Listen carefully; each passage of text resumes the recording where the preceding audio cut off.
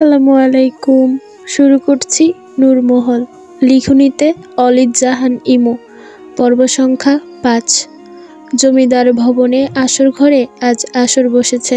নিত্যদিনের মতো আজ নয়। আজ আলাদা ভিন্ন ধরনের সাজে সজ্জিত হয়েছে আসর ঘর।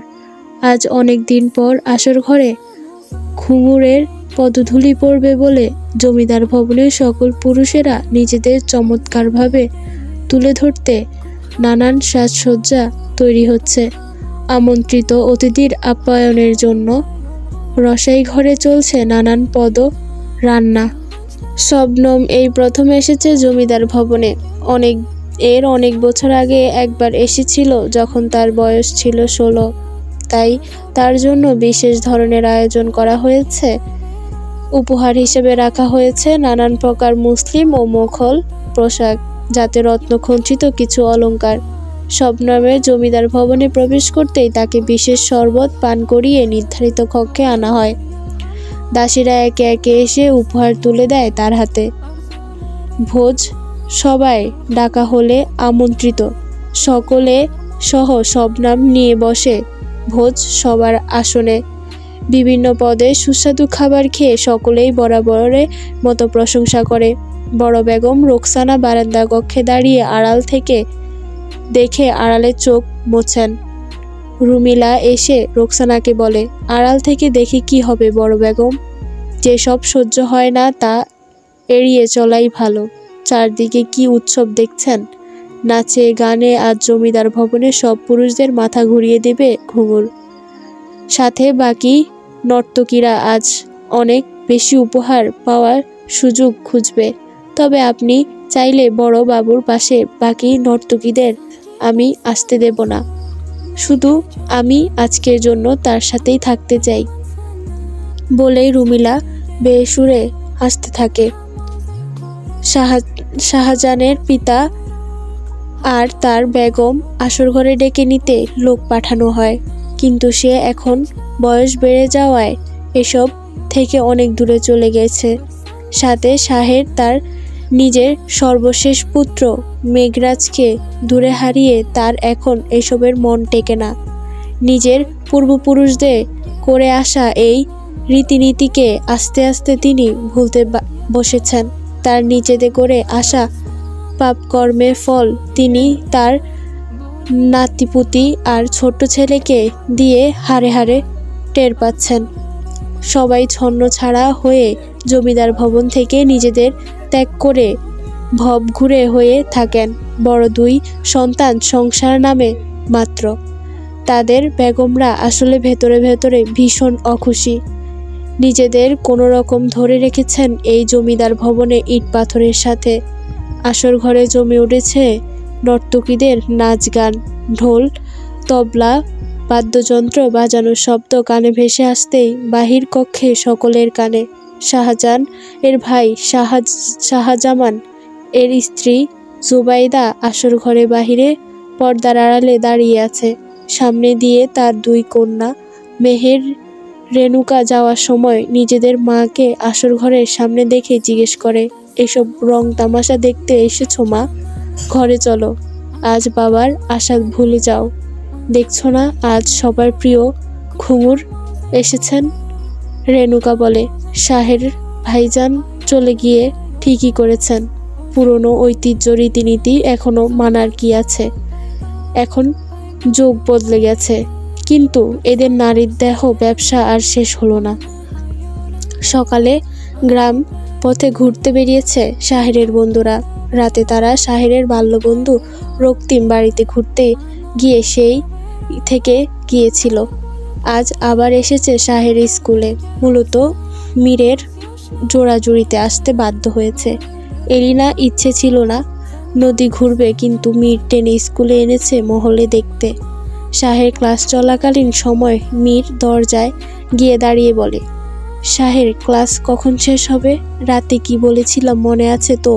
শাহের বিরক্ত হয়ে অঙ্ক কষা বন্ধ করে এগিয়ে এসে বলে, মনে আছে, এখন যা, ক্লাস চলছে। মীর হাসতে হাসতে বেরিয়ে আসে দরজা থেকে।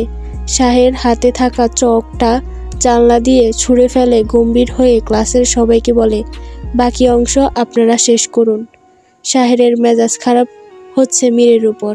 মীর সেই যে কাল থেকে মহল মহল করে মাথা খাচ্ছে মহলের। রাতে আবার বারবার করে বলেছে যেন মহলকে বলে মীর তাকে পছন্দ করে, মীরের সাথে যেন একবার মহল দেখা করে। শাহের ক্লাস শেষ করে বাহিরে আসতেই মীর ঝাপটে ধরে তাকে। বলেছিস তোর মাথায় গোবর ছাড়া আর কি কি আছে বলতো? ও আমার ছাত্রী, তারপর ওর বয়স দেখেছিস তোর হাঁটুর সমান, ওকে গিয়ে আমি এসব বললে আমার চাকরি থাকবে?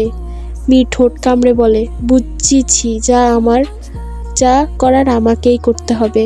স্কুল ছুটি শেষ, মহল 3 বান্ধবী শিমুলতলা থেকে আলাদা হয়ে যার যার বাড়ির পথে চলে যেতেই মীর এগিয়ে যায় মহলের দিকে। সে আগে থেকেই দাঁড়িয়েছিল মহলের জন্য। মহলের সামনের পথ আগলে দাঁড়ায় মীর। আমি মীর, তোমার স্যারের বন্ধু। এই যে কাল দেখা হলো, তোমার সাথে একটু কথা বলতে পারি? মহল এদিক ওদিক তাকিয়ে ভয়ে ভয়ে উত্তর দেয়, কি বলবেন? মহল নামটা শাহের থেকে শুনেছিল, অনেক সুন্দর, নূর মহল। তোমার নামের চেয়ে তুমি আরো 1000 গুণে সুন্দরী, অফসরা। আমি বাড়ি যাব, দেরি হয়ে যাচ্ছে, সরুন। মীর পাশ কাটিয়ে চলে যেতে মহল পা পিছিয়ে পড়ে যেতে নেয়। সাথে সাথে মীর হাত টেনে ধরে মহলের। পিছন থেকে শাহের নজর পড়ে সেই দৃশ্য। শাহের দ্রুত গিয়ে এসে ধমক দিয়ে মহলকে বলে, এখনো বাড়ি যাওনি কেন? বলেছি না এই ফাঁকা জায়গায় কখনো দাঁড়িয়ে না থাকতে, ভুলে গেছেন? তাড়াতাড়ি যান। আর শুনুন, এরপর থেকে দেখে পা ফেলবেন, তাকে টেনে ওঠানোর মত কাজ করবেন না। হাঁটতে না জানলে ঘরে বসে থাকবেন। বলেই গটগট করে চলে যায় শাহের। মীর পিছন পিছন দৌড়ে গিয়ে বলে, এটা কি হলো? মেয়েটার সাথে এমন কেন করলি? তাছাড়া আমি তো তাকে সাহায্য করেছি, তাতে সমস্যা কি? তোরা চলে যাচ্ছিস কবে? শাহের এমন রাগ মিশ্রিত কণ্ঠে শুনে মীর তবদা খেয়ে যায়। হঠাৎ তাদের চলে যাওয়ার নিয়ে শাহের ব্যস্ত হয়ে পড়ে মীর আশা করেনি।